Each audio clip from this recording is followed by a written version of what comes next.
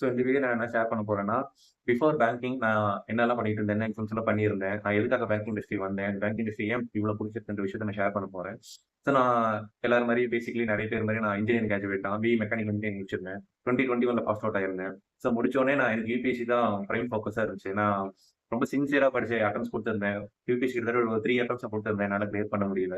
So பேரலலா நான் UPSC பண்ணிட்டு இருக்கும்போது என்னோட ஃபர்தர் அட்டெம்ப்ட்ஸ்லாம் வந்து டிஎன்பிஎஸ்சி ட்ரை பண்ணிட்டு இருந்தேன். அதுக்கும் மெயின்ஸ் வரைக்கும் போயிருந்தேன். அதுக்கப்புறம் கிளியர் பண்ண முடியல. எதுவுமே அ கை குடுக்கல. ஸோ சிபிடிவில நான் நெறைய எக்ஸாம்ஸ் எழுதியிருக்கேன். நான் சொல்லிட்டே போகலான்னு வைங்களேன். நான் வீடியோவே இன்னொரு வீடியோ ஷேர் பண்றேன். எனக்கு சரியான ஒரு கைடன்ஸ் சரியான பார்த்தேன். நான் கோவிட் வெயில்ல மாட்டிட்டு இருந்தனால எனக்கு பெரிய ஒரு சர்க்கிள் ஒரு எக்ஸாம் சர்க்கிள் பியர் குரூப் எனக்கு கிடையாது. ஸோ நான் ஒரு கிளியரான ஒரு ஐடியா, ஒரு கைடன்ஸ் இல்லாம நான் வந்து இருந்துட்டு இருந்தேன். ஸோ பேங்கிங் இண்டஸ்ட்ரி வந்ததுக்கப்புறம் எனக்கு கிளியரான ஒரு பாத்வே கிடைச்சிருந்துச்சு.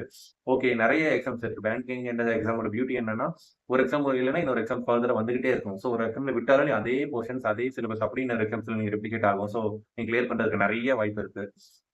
ம். அவ்வளோதான். Thank you.